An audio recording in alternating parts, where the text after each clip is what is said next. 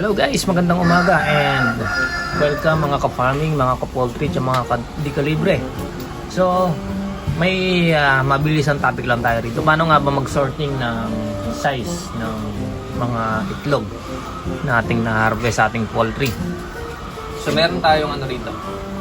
Meron tayong guidelines. Ayan. Hindi ganun makita. Ayan. So, egg weight. Alright. And meron tayong timbangan. Kailangan na, ito necessary ito. Kailangan ito sa pagsasort ng itlog. Kasi tayo hindi nakabase sa size ng itlog. Merong size na sa tingin natin is maliit pero ang timbang niya is mabigat. So, nakabase tayo sa bigat ng itlog, sa gramo. So, yung iba kasi is nagtatanong, malaki ba itsura niyan, Iga? Gaano ba kalaki yung small size? Tsaka medium size. So, i-inform po natin ngayon, ang pagsa-size ng itlog is depende sa gramo or sa bigat niya. So, ito sample natin.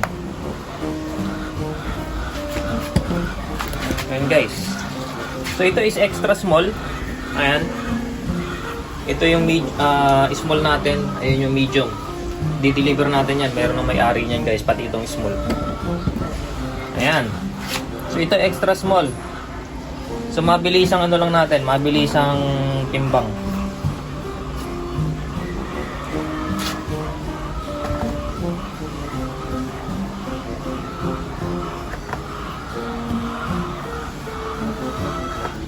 So, ganito tayo mag-sort. 49.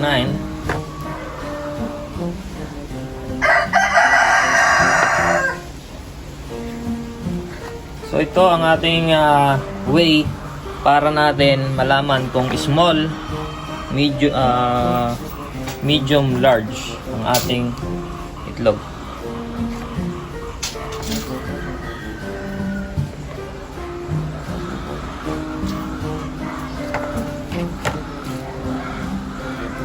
So ayan mga ka-di-kalibre, so meron na kayong idea. And ayan, ang i-deliver natin is extra small for today. So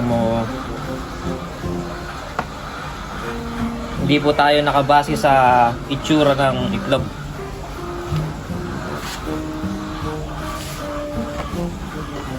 So yun lang guys, ito yung mabilisang ano natin. Ayan. So